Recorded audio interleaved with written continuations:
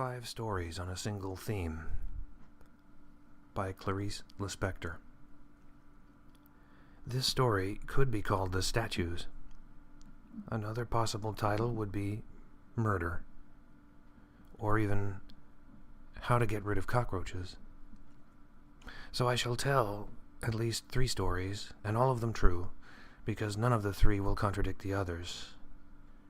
Although they constitute one story, they could become 1001, were I to be granted 1001 nights. The first story, How to Get Rid of Cockroaches, begins like this. I was complaining about the cockroaches. A woman heard me complain. She gave me a remedy for killing them off. I was to mix together equal quantities of sugar, flour, and plaster of Paris. The flour and sugar would attract the cockroaches. The plaster of Paris would dry up their insides.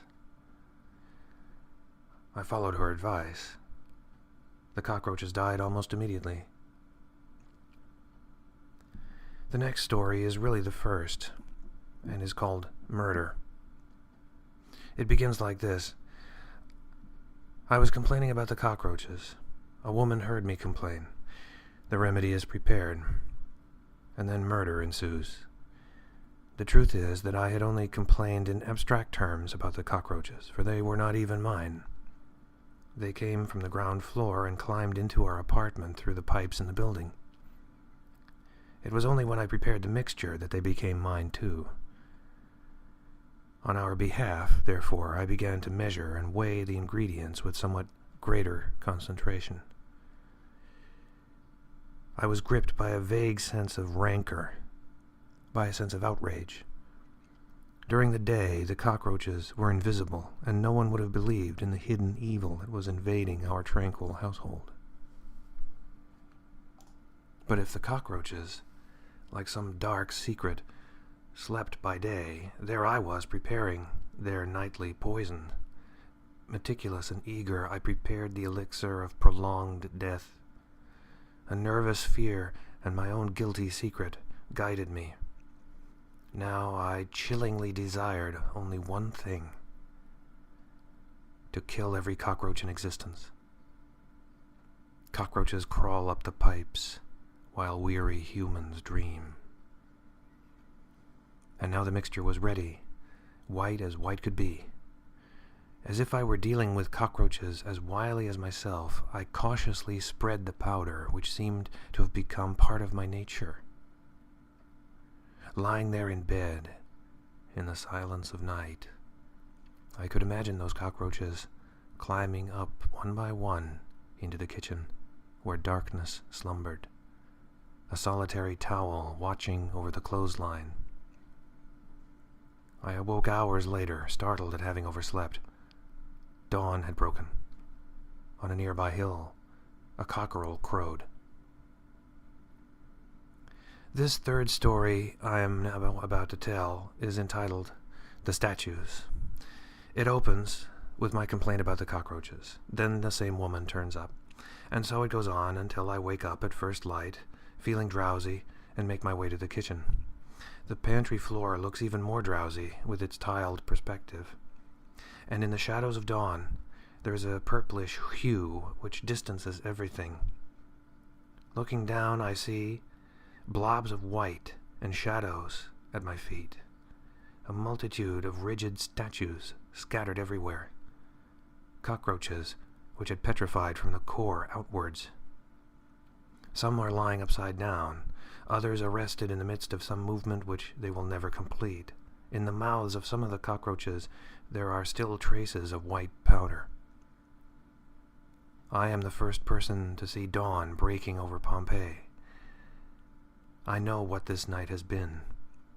I am aware of the orgy enacted in the dark. The plaster of Paris must have hardened gradually in many of them, as in some vital process, and the cockroaches, with increasingly painful movements, must have eagerly intensified the night's frenzied pleasures as they tried to escape from their insides, until they finally turned to stone with innocent terror and an expression, but such an expression, of sorrowful reproach. Others, suddenly assailed by their own core, unaware that their insides were turning to stone, suddenly crystallized like the truncated phrase, "I love," invoking the name of love in vain. The cockroaches sang on a summer's night. While that cockroach over there, the one with its brown antennae, powdered white, must have realized, much too late, that it had become mummified, simply because it had not known how to use things with the spontaneous grace of the in vain. Alas, I looked too closely inside myself. Alas, I looked too closely inside. From my impassive height as a human being, I witness a world's destruction.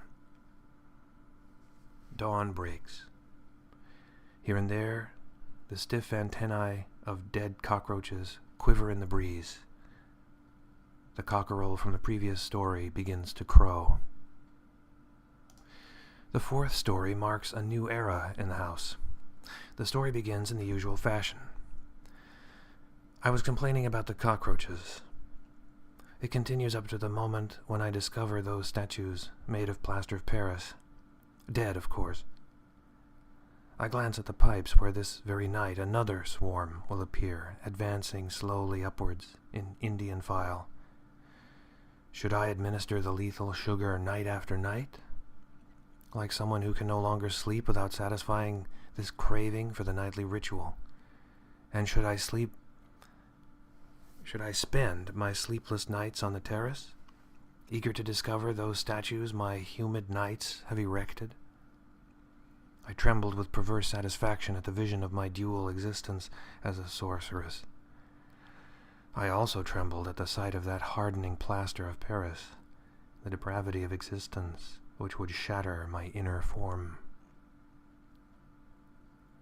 The cruel moment of choosing between two paths, which I thought would divide, convinced that any choice would mean sacrificing either myself or my soul. I made my choice, and today I secretly wear the badge of virtue on my heart. This apartment has been disinfected. The fifth story is called Leibniz and the Transcendence of Love in Polynesia. It begins as follows. I was complaining about the cockroaches.